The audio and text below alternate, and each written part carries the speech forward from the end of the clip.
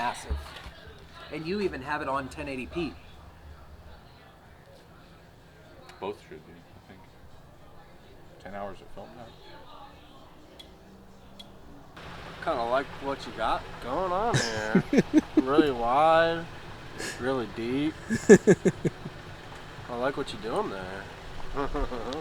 Hey there, everybody. How's it going? It's me, Josh, with J&E Weather Chasers, and today we're bringing you another episode of J&E Storm Chasing Reviews about our March 2nd, 2025 storm chase in southwest Oklahoma.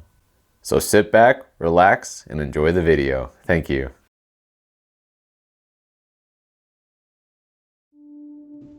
Springtime is a special time.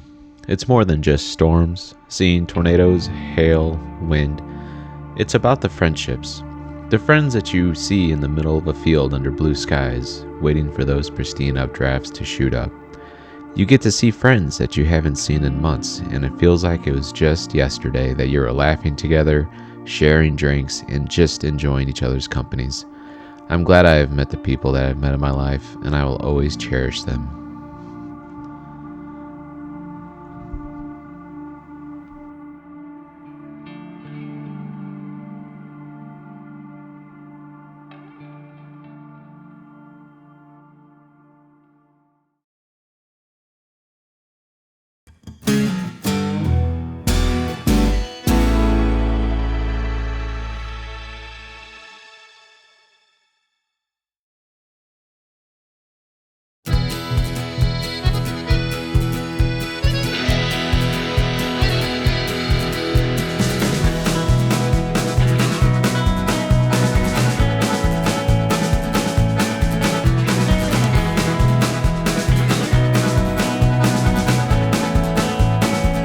Today we are targeting Hollis, Oklahoma, which is in the southwest portion of the state.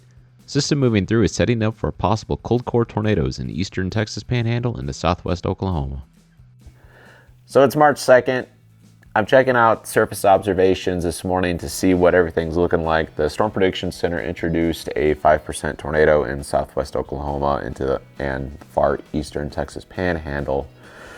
For the cold core setup, it's going to arrive later today. And as you can see, the dew points are pretty low, 30, 34, 28. And typically, if you see this on a chase day in spring, you're going to be like, that's not great. But this is where it differentiates between cold core and your typical springtime severe weather setup. In springtime, you're looking for your typical 25 to 4,000 joules per kilogram, or 2,500 to 4,000 joules per kilogram of instability. You're looking for your 65 to 80 degree dew points, strong wind shear, the whole works. When you're dealing with cold core though, they're going to be low top supercells. So your most important part of this storm is going to be your 0 to 3 kilometer area. And you know the term, a little goes a long way, and that's kind of how it is with these storms. So your instability doesn't matter as much compared to your typical springtime setup. With cold core, if you have 180 joules per kilogram in that lowest 0 to 3 km, that's like fantastic. That's great. And you don't need those 60 to 70 degree dew points either. If you have 40 to 55 and up to 60 in that lowest 0 to 3 km with the strong kinematics that are currently in place from this incoming system, you're going to be pretty much set on a potential for tornadoes. The Storm Prediction Center issued a slight risk with a 5% tornado and went on later to issue a thunderstorm watch with the text, "A tornado or two is possible." So around 1 p.m., storms quickly developed behind the rain shield that was moving off to the north-northwest, and in my opinion, the storms did not have adequate time to develop, and that they developed too early, as instability could not increase enough to where storms could go on to produce tornadoes. Storms struggled for most of the time, but one eventually did wrap up for a few minutes and went tornado warned, but did not produce a tornado. The southern supercell that I decided to go to towards Cromwell ended up shriveling, which produced a shear funnel for probably about 10 minutes. But other than that, the whole day was kind of jank and not much happened. So in essence for the day, is there anything that I could have done differently? Chasing wise, absolutely not. I did everything as good as I could.